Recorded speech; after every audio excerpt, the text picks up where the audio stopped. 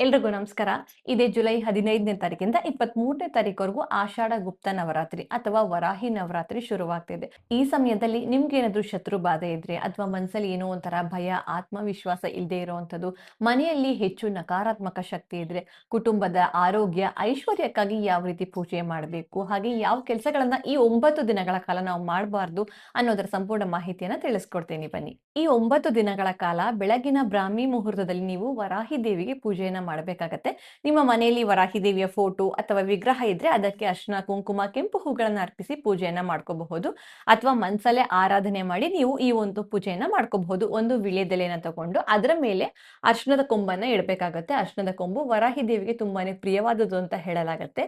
ಇದನ್ನ ಇಟ್ಟು ಇದರ ಮೇಲೆ ಕುಂಕುಮದಿಂದ 108 ಬಾರಿ ಓಂ ಐಂ ಹ್ರೀಂ ಶ್ರೀಂ ವರಾಹಿ ದೇವ್ಯೈ ನಮಃ ಎಂಬ ಮಂತ್ರವನ್ನ ಹೇಳಬೇಕಾಗತ್ತೆ. ಇದನ್ನ ಇದೇ ರೀತಿ ನೀವು 9 ದಿನಗಳ ಕಾಲ ಮಾಡಬೇಕಾಗತ್ತೆ.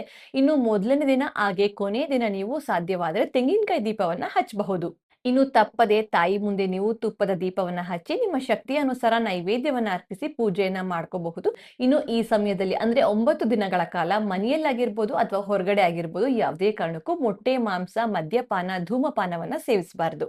ಆದಷ್ಟು ಬ್ರಹ್ಮಚಾರಿತ್ಯವನ್ನ ಪಾಲಿಸಿದ್ರೆ ಆದಷ್ಟು ಬೇಗ ನಿಮ್ಮ ಸಂಕಲ್ಪ ಈಡೇರುತ್ತೆ ಎನ್ನಲಾಗತ್ತೆ. ಎಲ್ರಿಗೂ ಒಳ್ಳೇದಾಗ್ಲಿ. ನಮಸ್ಕಾರ.